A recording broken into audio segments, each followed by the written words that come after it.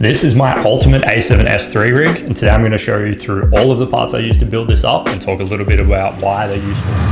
Now, to be totally clear, having a rig built out like this is not totally necessary. This is built out specifically for the way that I shoot and for the things that I shoot. I use this predominantly to shoot mountain bike events, so they can be up to 12-hour days that I'll be shooting. A lot of the parts that are on here are all used to reduce friction and just allow me to shoot as freely as possible. And I don't have to worry about too many other things. I can just focus on shooting. The first part I'm gonna add on to my camera is my SmallRig Rhinoceros cage. I have this little SmallRig hand strap as well attached onto there.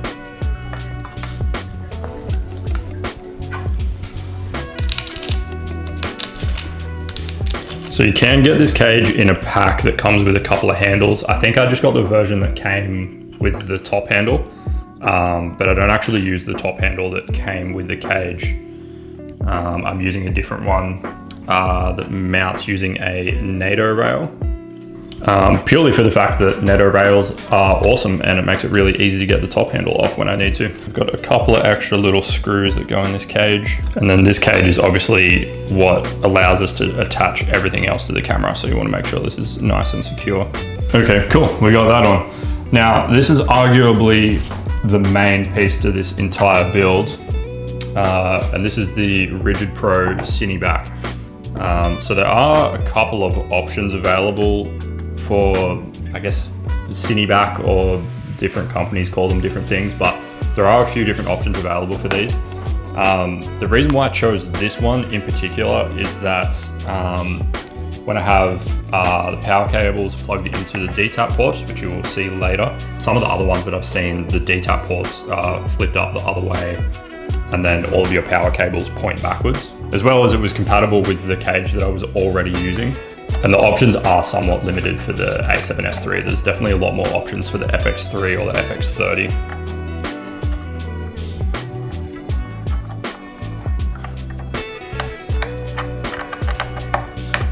Okay, cool. So we've just got 2 bolts in the top and 1 in the bottom of this one. Get them all tightened up. The other cool thing about this that I really like compared to just running like a V-mount plate, it has this little section for your camera screen to fold into, and there's a bit of felt in there as well. So you still have access to that if you need, but it's also got a piece of felt in there so your screen doesn't get scratched. So next up, I'm just going to throw my NATO rail on the front of the Cine back cage. Cine back, Cine base. I think Rigid Pro calls it a Cine base. I've got a couple of little pieces of like self-adhesive foam underneath this. It just gives it a little bit more, it gives it like a little bit of squish to bite into. Because this is the NATO rail I mount my top handle to, without that little bit of foam there, kind of find it wiggles itself loose.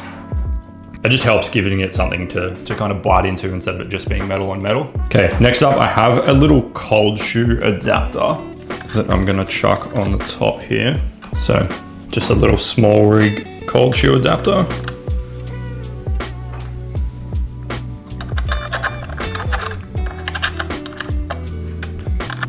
Now I use this cold shoe adapter just to mount my little DJI wireless mic receiver.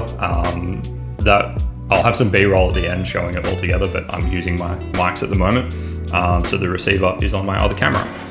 But I like having that on there. It just keeps it all nice and tidy. So next up, I'll just chuck my top handle on. This is just a really basic top handle from SmallRig.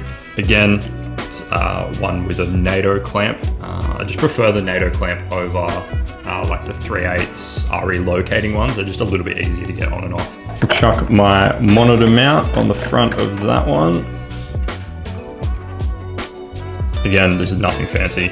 It's just a cheap monitor mount. I do prefer having the monitor mount come off the front of my top handle rather than having it in the cold shoe on the top. Just makes it a little bit more streamlined, I think. They tend to look a little bit weird and upright when they're mounted on the top of the top handle. And then next I have a OSEE Lilmon 5. This is quite a cheap monitor actually, but I've been quite impressed with it. I'm also running this little, I think it's Nitze? I'm not sure how you pronounce it. We're gonna say Nitze. Running the Nitze cage on here as well. And that allows me to run a sun hood on the monitor. It is a 1000 nit monitor, which is definitely usable. But if there was anything I was gonna upgrade on this rig, it probably would be a brighter monitor. Especially I shoot a lot of like outdoor events. So sun can definitely be an issue. It is definitely usable with the sun hood on there. But yeah, a brighter monitor would definitely be welcome. Chuck this on my top handle. I might grab my sun hood actually and chuck that on there as well.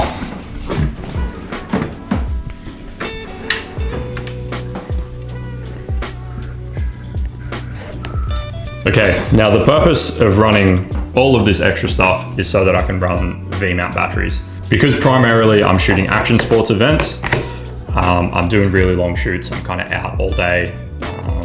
These have been an absolute game changer, being able to run the V-mount batteries. I can get majority of a day out of a single battery powering both the camera and the monitor. So this build is all based around having the ability to run V-mounts without the whole thing being an absolute mess. There's nothing that I hate more when you see someone with a camera rig, they're running V-mounts and they've just got cables everywhere, and it just drives me nuts. So while I'm running the Cine base, you can essentially just hot swap these batteries. So I don't have anything plugged into the battery itself. Everything gets plugged into the DTAP ports on the side there. So those batteries can just pop straight off when I need a fresh one. Now, just about the last piece of the puzzle before I start running all the cables and everything is my 24-70 G Master. This is the Mark 1. I typically buy all of my lenses secondhand, which is quite a good way to save money, as well as it gives you the opportunity to kind of try the lens out. It's not such a commitment. Like I can buy a lens secondhand, try it out. If I don't love it, I can usually sell it for the same price that I bought it for. So I really condone buying lenses secondhand, particularly if you can get them from an actual camera store and they come with some warranty as well. That's what I've done with almost all of my lenses actually. So before we chuck that on the camera, I have a couple of pieces to add on to this. So we're gonna remove the standard lens cap and add this one on. So this has got a, so this is essentially a step-up ring. So this is for the Polar Pro Helix filter system. So it just threads on like a normal filter. And then it comes with a lens cap. And then this is the ND filter I'm running. So this is the Peter McKinnon 2-to-5 stop Helix. It's got the world's longest name. Peter McKinnon 2-to-5 stop Helix magnetic maglock Ultra Max filter. I don't know what it's actually called, but that is the ND filter I'm running on there, which is super nice. So I have that step-up ring on all of my lenses. So yeah, filter pops off nice and quick. I can chuck it on this lens. I can chuck it on my 70-200. Yeah, that's really nice. So let's chuck this onto our camera body. Just like that. Nice. So this is essentially what we are working with. I do run a little microphone on the side. I'm gonna get all my cables on first before I do that. This is the Rode VideoMic Go-To. Not the world's most expensive microphone, not the world's most elaborate microphone. The biggest thing for me is I didn't want to run a microphone that I had to put batteries in. So this seemed like a pretty good compromise between reasonable quality microphone, no batteries. I just want everything to be as headache-free as possible when I'm filming. So yeah, this was kind of what I settled on. It comes with a smaller wind muff, but I got the dead cat. just because I am outside filming a lot. So that will go on there in a minute, but I'm gonna get all my cables on first. Now, I am gonna show you how I cable manage this whole thing, because there's nothing I hate more than someone shows you their crazy camera rig and they go, wow, look at this, it's so nice. Look at all this stuff that I put on my camera. And then either they don't show you what it looks like with cables on it, or you see somewhere else, maybe they posted a photo on Instagram or something, and their camera looks like an absolute disaster. There's nothing I hate more than messy cables. So first things first, we have a dummy battery for the actual camera. I do not like slinky cables. This one you will see kind of ties into this rig nicely, and it doesn't look too messy. So I'm gonna try and do this so that you can kind of see what I'm doing.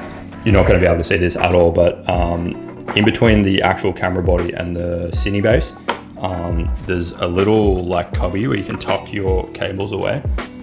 So I'm gonna fold that up in there. And so you can't actually see the slinky at all.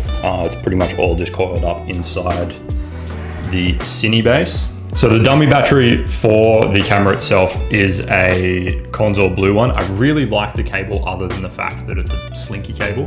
So I do have just a cheap NPF dummy battery off of Amazon for my monitor. I would really like to run a Kondor blue one because I do like the finish of their cables. But then I'm gonna have a slinky kind of running down the front of the camera, and I'm not a huge fan of that. So this cable's a bit long, but it gets the job done until Kondor Blue does a NPF dummy battery with a straight cable. Or if they do one, send me the link because I want it. Okay, so that cable runs down the side of my top handle. It is quite a bit long, but we can roll this up, kind of tuck it away in the center here, and then that keeps it all relatively clean. Then I've got a HDMI cable for the monitor. I've got a little right angle adapter. I just got it off Amazon again. Just a cheap one, but keeps that HDMI cable sitting nice and close to the monitor. I've tucked a little bit of excess cable away. I have removed the HDMI cover from the side of my camera. I pretty much only ever use this camera with a monitor on it, so there's always something plugged into that. So I'm not too worried about dust or anything getting in it. And then I've got this little Velcro strap just to tie these two cables up, keep them out of the road. Now, the last cable is this Rode splitter. So we've got single connection on one end, double connection on the other. So the end with the single connection goes straight into my camera. And then I'll tuck that down in here as well. And then the end with the red cable, I'll just set up here for now. So that usually goes to my wireless mic receiver that is on this camera at the moment because I'm using my wireless mics. I'll put my shotgun mic on here. Also helps hide away my cables a little bit. And then the black connector I have go into my shotgun mic. So what that allows me to do, if I've got a mic on a rider, what'll happen sometimes is it all works sweet while they're close to me, but if they get a little bit further down the course, the mic will cut out and it'll like go out of range. But what happens is it'll kind of get all crackly and weird when that happens. It isn't just a clean cutoff. So what this allows me to do is have the two audio tracks separated in my editing software. If that happens and the wireless mic gets too far away, I can kind of fade that track out, and without the whole thing just going silent, I still have a little bit of ambient noise from the shotgun mic. But overall, I'm pretty pumped on this build. The only spot you can really see any of the cables is kind of in this little section here. And then we just have the two running down the front. But overall, it's a pretty clean little setup. And everything on here is kind of been added on over time to help me be able to shoot with less friction. So being able to run all day battery power without having to worry about whether I've got enough batteries for my camera, if I've got enough batteries for my monitor, running a microphone that doesn't need a battery. Like all of those things are just to help streamline my shooting experience as much as possible. Let me know if you guys would change anything on this rig. I am super pumped with it. Are you the type of person that runs a full rig like this, or you're running just a bare bones camera all by itself? Let me know. I want to hear about what you guys are running. But this is my setup, and yeah, it's taking me over a year just adding piece by piece to get to this point. But I think it's finally at the stage that I don't think it'll ever be done, but it's finally at the stage where it's relatively done. I don't think I'm going to tinker with it too much from here. I do have a couple of little extra pieces that I add on for my 360 camera just to shoot either behind the scenes content that I post here on YouTube or for Instagram stuff. So I'm waiting on a couple of pieces to arrive for that. I haven't got that 100% dialed in just yet, but I might do a video on that as well once I've got all those pieces here and I'm 100% set up with my little BTS setup. But there's the rig. Appreciate you guys watching. I'll see you next time. Cheers.